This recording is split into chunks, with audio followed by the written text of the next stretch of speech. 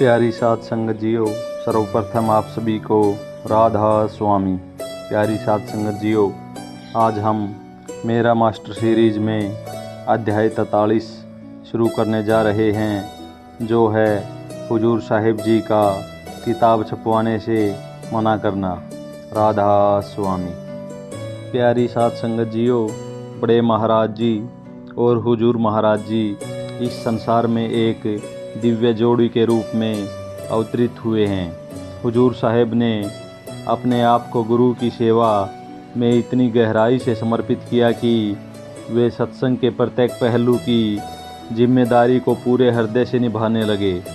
हुजूर साहिब की दृढ़ स्वभाव और सेवा के प्रति उनकी अत्यधिक भावुकता ने बड़े महाराज जी को पूर्णतया चिंता मुक्त कर दिया। अपने मास्टर का साथ पाकर उन्हें किसी भी चीज़ की चिंता नहीं थी, क्योंकि उन्हें विश्वास था कि उनका शिष्य हर परिस्थिति को संभाल लेगा। प्यारी साध संगत जियो, हुजूर साहिब हमेशा समझदारी से सही, निस्वार्थ और उचित निर्णय लेते थे, जो सदैव सत्संग के लिए अत्यंत लाभकारी साबित होते थे।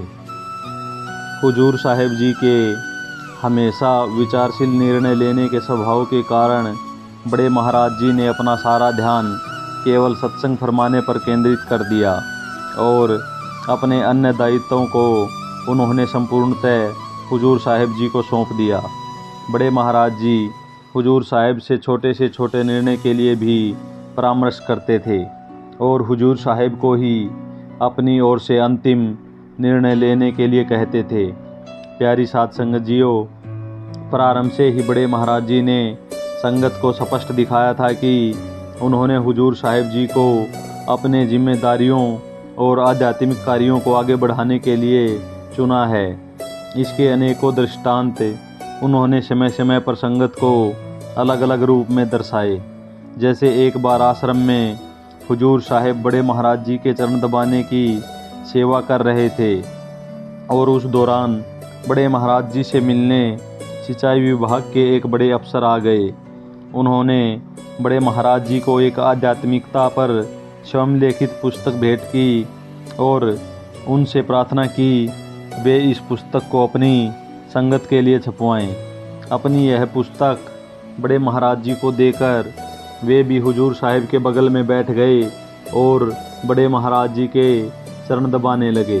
प्यारी साध संगत जियो, बड़े महाराज जी ने उनकी पुस्तक को खोले बिना ही उनसे कहा, भाई मैं तो पढ़ता नहीं, यह किताब मास्टर को दे दो, वो पढ़ता है किताब, तो उसे एक बार दिखाओ। प्यारी साध संगत जियो, अफसर साहिब ने फिर अपनी पुस्तक साथ में ही बैठे हुजूर साहिब जी को पकड़ा दी। हुजूर साहिब ने उस किताब को बीच में से खोला और उसे पढ़ने लगे। किताब को पढ़ते हुए अभी 2 मिनट भी नहीं पूरे हुए थे कि हुजूर साहिब ने तुरंत वो किताब बंद कर दी और आए हुए अफसर साहब के हाथ में लौटा दी। हुजूर साहिब जी ने उनसे कहा, आपने अच्छी कोशिश की है, पर अभी थोड़ा और मेहनत करो। इस बार तो नहीं, पर जब सही हो जाएगी तो तब इसे अवश्य ही छपवाएंगे। हुजूर साहिब जी का यह जवाब सुनकर वो अफसर भौचक्के के रह गए और वो क्रोध से भर गए। उसके अहंकार को चोट पहुंची और वह यह समझने में असमर्थ था कि इतनी उच्च पद पर होने के बावजूद उनके द्वारा रचित साहित्य को एक साधारण स्कूल शिक्षक ने अस्वीकार कर दिया। उसने विचक्षणता से हुजूर साहिब की तरफ देखा और पूछा, मेरी किताब आपने ढंग से नहीं पढ़ी और इसको नकार दिया, इसमें ऐसा क्या गलत नज़र आया आपको? हुजूर साहिब जी ने फिर बड़े महाराज जी की तरफ देखा और कहा, महाराज जी, मैंने इनका लिखा हुआ संत मत पर थोड़ा सा ही अनुच्छेद पढ़ा था और उसमें 2 बार लिखा आ गया कि मेरा अनुभव यह कहता है कि मेरा अनुभव के हिसाब से यह बात तो मेरी समझ से परे है, क्योंकि अनुभव तो संतों का होता है जिन्होंने नाम की कमाई की हो या जो सारी उम्र भक्ति में तपे हों। एक आम मनुष्य का क्या अनुभव हो सकता है भला? बिना करनी के तो अनुभव ज्ञान एकत्रित करना असंभव है। प्यारी साध संगत जियो, हुजूर साहिब जी का जवाब सुनकर अफसर साहिब तत्क्षण अपने बचाव में कूद गए और कहा कि उनकी किताब में बस उनके मन की भावनाओं को प्रकटीकरण नहीं बल्कि उसमें आध्यात्मिकता के ज्ञान का संग्रहित रूप था, जो उनको उन्नत संतों के अनगिनत पुस्तकों के अध्ययन और उनके सत्संगों के श्रवण करने से प्राप्त हुआ था। अपनी बात को उस सरकारी अफसर को स्पष्ट रूप से समझाने के लिए हुजूर साहिब ने फिर उनसे पूछा, आपको कितना समय हो गया नाम लिए? सरकारी अफसर ने उनको बताया, मुझे पूरे 2 साल हो गए हैं। प्यारी साध संगत जियो, फिर हुजूर साहिब बोले, 2 साल में कौन सा अनुभव हो गया है आपको? 2 साल में तो शैक्षिक और व्यावसायिक ज्ञान की भी डिग्री नहीं मिलती। यह तो फिर भी पार ब्रह्म की विद्या है। महापुरुषों की लिखी वाणी को पढ़ने से या 4 किताबों से ज्ञान इकट्ठा करके लिखने को हम अपना अनुभव नहीं बता सकते।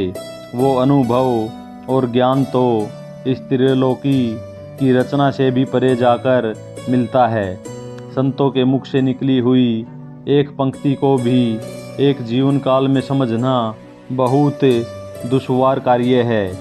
उनके ज्ञान को अपने अनुभव से विवरण करना तो सूरज को दीपक दिखाने के बराबर है। प्यारी साध संगत जियो, हुजूर साहिब की यह बात सुनकर बड़े महाराज जी मन ही मन प्रसन्न हुए और उस अफसर को बोले, एकदम सही बात कही है मास्टर ने। भाई आप थोड़ा और रुको और मेहनत करो। जब और सुधार आ जाएगा तब वापस आ जाना, तब छपवा देंगे यह किताब। बड़े महाराज जी तो अपने गुरुमुख की बात से संतुष्ट हो गए, पर वह सरकारी अधिकारी उस समय अपनी पुस्तक उठाकर वहाँ से चला तो गया, पर वह काफ़ी दिन तक हुजूर साहिब से खफा रहा। राधा स्वामी।